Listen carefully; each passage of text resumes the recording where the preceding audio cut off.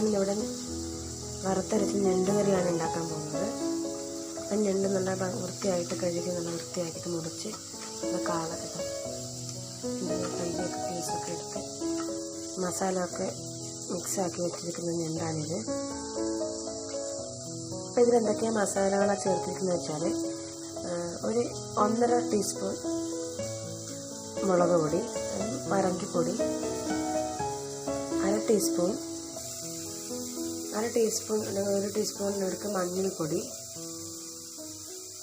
ഉപ്പ് നന്നായിട്ട് മിക്സാക്കിയിട്ട് അതിലൊരു ഞണ്ട് പീസാക്കിയിട്ടത് നല്ല മിക്സാക്കി വെച്ചു. അതിന് ശേഷം ഇതിലേക്ക് വേറെ ഒന്നും കൂടി ചേർത്തിട്ടുണ്ട്. തേങ്ങ കുറച്ച് എണ്ണയിൽ 1 കപ്പ് തേങ്ങ, ഇത് 1 കിലോ ഞണ്ടാണ്. 1 കപ്പ് തേങ്ങ, അതിൽ 1 കപ്പിൽ തേങ്ങ, കുറച്ച് ഒരു നുള്ളു ജീരകം, 1/4 ടീസ്പൂൺ ജീരകം ഇവ ചേർത്ത് നന്നായിട്ട് ഫ്രൈ ചെയ്യാം. നല്ല ബ്രൗൺ കളർ തേങ്ങ ആകുമ്പോൾ അതിലേക്ക് ഒരു 2.5 ടീസ്പൂൺ, വലിയ സ്പൂൺ 2 സ്പൂൺ മല്ലിപ്പൊടി, ഒരു 1.5 ടേബിൾ സ്പൂൺ കുരുമുളക് പൊടി ഇവ ചേർത്ത് നന്നായിട്ട് വഴറ്റുക. കുറച്ച് ബ്രൗൺ ആവുന്ന വരെ. തേങ്ങ ബ്രൗൺ ആയ ശേഷം മാത്രമേ പൊടികൾ ചേർക്കാൻ പാടുള്ളൂ.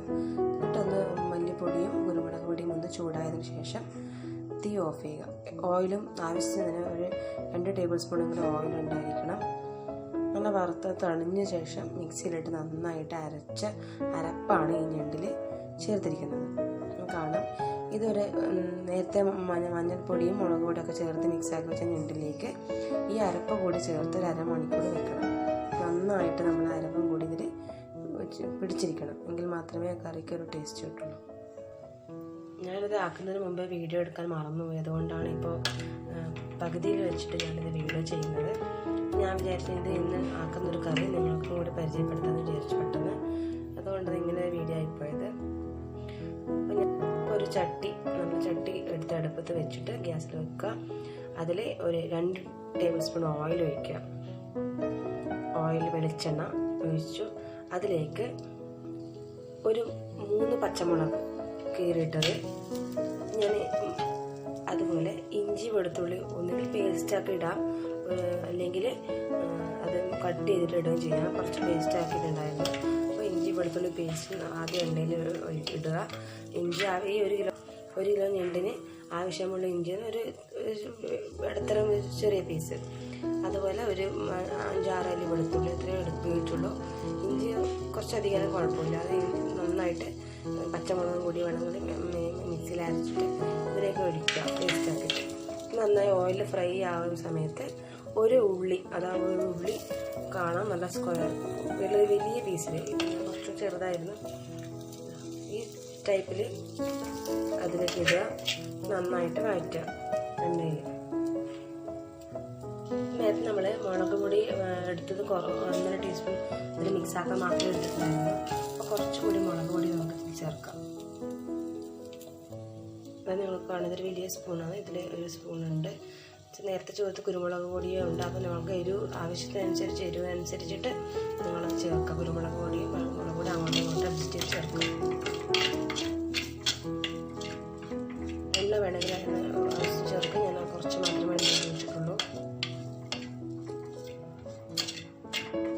നന്നായിട്ട് അത് ആ മുളക് പൊടി ഒന്ന് ഫ്രൈ ആവുന്ന വരെ ഒന്ന് ഇളക്കി കൊടുക്കുക. ബ്രൗൺ ആയ ശേഷം ഒരു വലിയ തക്കാളി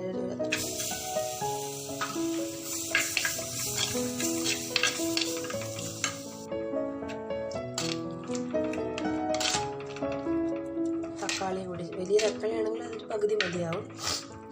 ചെറുതാണെങ്കിൽ ഒരു ഇടത്തരം തക്കാളി ഒന്ന് ചേർക്കുക. അപ്പോൾ ഞങ്ങൾക്ക് അടുക്കി പിടിക്കുന്നതായിട്ട് തോന്നിയത് ഞാൻ കുറച്ച് വെള്ളം ഒഴിച്ചു കൊടുത്തു.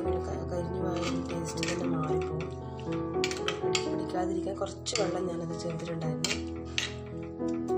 നന്നായിട്ട് ഞാൻ ജസ്റ്റ് ഒന്ന് വഴറ്റി കൊടുക്കുക. നന്നായിട്ട് വേണ്ട, ജസ്റ്റ് വഴറ്റാൻ മതി. കുറച്ച് ഉപ്പ് ചേർത്ത് കൊടുക്കുക. ഞാൻ എൻ്റെ ഒരു കണക്ക് വെച്ചിട്ടാണ് ഉപ്പ് ചേർക്കുന്നത്. കുറച്ച് ചേർക്കുന്ന കാരണം ഞണ്ടിൽ ആവശ്യത്തിന് ഉപ്പ് ഞാൻ ചേർത്തിട്ടുണ്ടായിരുന്നു. അപ്പോൾ അത് അത് നോക്കിയിട്ട് മാത്രം ഉപ്പ് ചേർക്കുക. ഇതിൽ ജസ്റ്റ് അത് കഷ്ടത്തിന് ഉപ്പ് ഒന്ന് സെറ്റാകാൻ വേണ്ടിയിട്ട് മാത്രമാണ് ഞാൻ ഉപ്പിട്ടത്.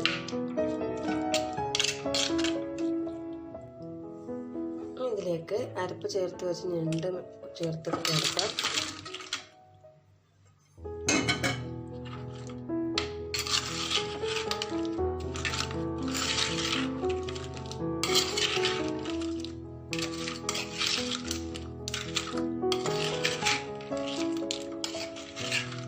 പുളിയൊന്നും ചേർക്കേണ്ടതില്ല. ആ ചെറിയൊരു പുളിക്ക് വേണ്ടിയിട്ടാണ് ആ ഒരു തക്കാളി ചേർത്തത്. അധികം തക്കാളി ചേർത്താൽ നല്ല പുളിയായിട്ട്. അപ്പോൾ ചെറിയൊരു തക്കാളി മാത്രം അതിൻ്റെ ഒരു കൊഴുപ്പിനും ആ ഒരു പുളി ടേസ്റ്റിന് വേണ്ടിയിട്ട് അത്രയും മാത്രമേ ഇടാൻ പാടുള്ളൂ. തീ ഒന്ന് കൂട്ടുക. പക്ഷെ നന്നായിട്ടൊന്ന് മിക്സാക്കുക. മസാലയൊക്കെ സെറ്റാക്കി വെക്കാം. വേണമെങ്കിൽ ഉപ്പൊന്ന് നോക്കാം. ആവശ്യത്തിന് ഉപ്പുണ്ടോ ഇല്ലയോ. ഞാൻ ഉപ്പ് ആവശ്യമിട്ടിട്ടുണ്ടായിരുന്നു, അപ്പോൾ ഞാൻ നോക്കുന്നില്ല, എനിക്കറിയാം.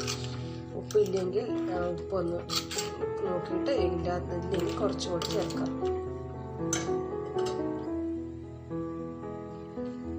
ഇതിലധികം വെള്ളമൊന്നും ഒഴിക്കേണ്ട ആവശ്യമില്ല. നിങ്ങൾ കുറച്ച് മിക്സ് ചെയ്ത ജാറിലും ഒക്കെ കുറച്ച് ഇതിൽ പാത്രത്തിലൊക്കെ കുറച്ച് ഉണ്ടായ വെള്ളം വേണമെങ്കിൽ കുറച്ച് നമുക്ക് ഒഴിച്ചു കൊടുക്കാം. ഞണ്ടിൽ തന്നെ വെള്ളം ഇറങ്ങി വരുന്നതാണ്. തനിയെ വെള്ളം വരും. നമ്മളത് തിളക്കുമ്പോൾ നമുക്ക് മനസ്സിലാവും. കട്ടിയായിട്ടുണ്ടെങ്കിൽ നമുക്ക് ചാറ് വേണമെങ്കിൽ കുറച്ച് വെള്ളം ചേർത്ത് കൊടുക്കാം. ഇനി വേണ്ടാത്തവരാണെങ്കിൽ നല്ല കട്ടിയായിട്ട് വേണമെങ്കിൽ കറി വെള്ളം ഒഴിക്കണം. ഞാനിത് കുറച്ച് കറി ചാറ് വേണം. അതുകൊണ്ട് ഞാൻ അതിലുള്ള അരപ്പിൻ്റെ ഒക്കെ ഇതിൽ ബാക്കിയുള്ള വെള്ളം ഒന്ന് ഒഴിച്ചു കൊടുക്കണം.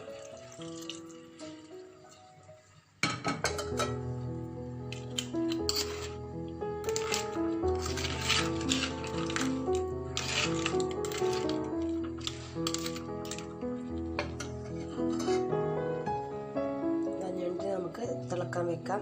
നന്നായിട്ട് നമുക്ക് അടച്ചു വെക്കാം. നന്നായിട്ട് തിളക്കണം. തിളച്ച് നല്ല അരവ് മസാല ഒക്കെ നന്നായിട്ട് വേവണം. എങ്കിൽ മാത്രമേ കറി ടേസ്റ്റ് ഉണ്ടാവും.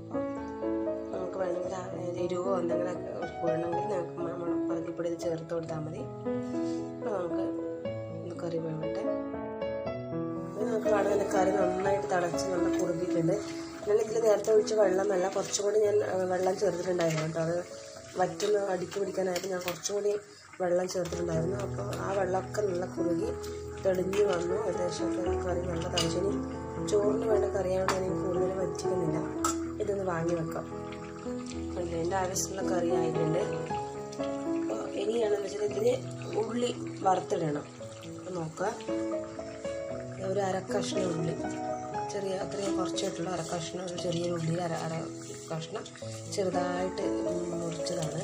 അതിലേക്ക് ഇത് ആവശ്യത്തിന് കറിവേപ്പില ഇടുക. അതിൻ്റെ എണ്ണയൊക്കെ തെളിഞ്ഞ് കഴിഞ്ഞപ്പോൾ ഇതിലും കുറച്ച് മുമ്പ് ഞാൻ കുറച്ച് കറിവേപ്പില ഇട്ടിട്ടുണ്ടായിരുന്നു. അപ്പോൾ ഇത് ഓയിൽ ഒഴിക്കുകയാണ്.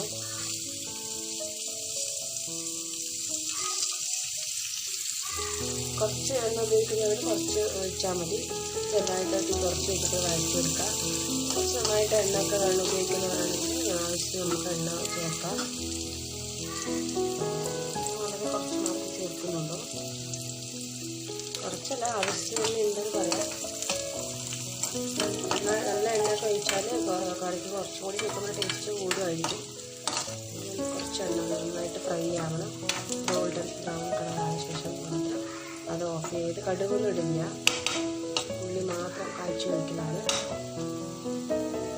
നന്നായിട്ട് ഫ്രൈ ആയ ശേഷം അത് ഞണ്ട് കറിലേക്ക് ഒഴിച്ചു കൊടുക്കാം. കറി നല്ല ഉള്ളി നന്നായിട്ട് ബ്രൗൺ കളറായിരിക്കും. നമുക്കിത് ഞണ്ടിലേക്ക് ഒഴിച്ചു കൊടുക്കാം.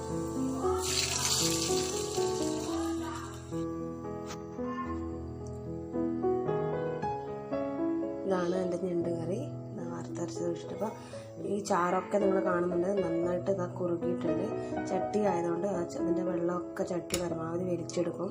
നല്ല കട്ടിയായിട്ട് മാറിയപ്പോൾ ആവശ്യത്തിന് വെള്ളം ഉണ്ടായിരുന്നു വാങ്ങി വെക്കുമ്പോൾ. അപ്പോൾ നന്നായിട്ട് കട്ടിയായി. നമുക്ക് വേണമെങ്കിൽ ചൂടുവെള്ളം വേണമെങ്കിൽ കട്ടിയായി പോയിട്ടുണ്ടെങ്കിൽ കുറച്ചും കൂടി ചൂടാക്കിയിട്ട് വെള്ളം വേണമെങ്കിൽ ചൂടുവെള്ളം ഒഴിക്കാൻ ടേസ്റ്റ് പോകുന്നേ ഉള്ളൂ. ഇങ്ങനെ മതിയെങ്കിൽ ഇങ്ങനെയൊക്കെ നല്ല ഇതാ കട്ടിയായിട്ടുള്ള നല്ല നാടൻ ഞണ്ട് കറി റെഡി ആയിട്ടുണ്ട്. ഇതെല്ലാവരും ഇതുപോലെ ഒന്ന് വെച്ച് നോക്കാം. എന്തായാലും വെച്ച് നോക്കാം, നല്ല ടേസ്റ്റാണ്. ഞാൻ വെക്കുന്നതുകൊണ്ട് പറയുന്നില്ല, ഇതുപോലെ ട്രൈ ചെയ്ത് നോക്കുക. നല്ല ടേസ്റ്റ്, സിമ്പിളായിട്ട് നമുക്ക് വെക്കാൻ പറ്റിയൊരു കറിയാണ്. അധികം ചിലവൊന്നും ഇല്ലാതെ ഞാൻ ഒരു ഉള്ളി മാത്രമേ, ഒരു ഉള്ളി കുറച്ച് സാധനങ്ങൾ മാത്രമേ ഞാൻ ഉപയോഗിച്ചുള്ളൂ. നമുക്ക് ആവശ്യത്തിന് ഉപയോഗിക്കാം. ചെറുതായിട്ട് അങ്ങനെ സിമ്പിളായിട്ട് വെച്ചൊരു കറിയാണിത്. എല്ലാവരും പരീക്ഷിച്ച് നോക്കണം. എന്നിട്ട് റിപ്ലൈ എനിക്ക് അയക്കണം.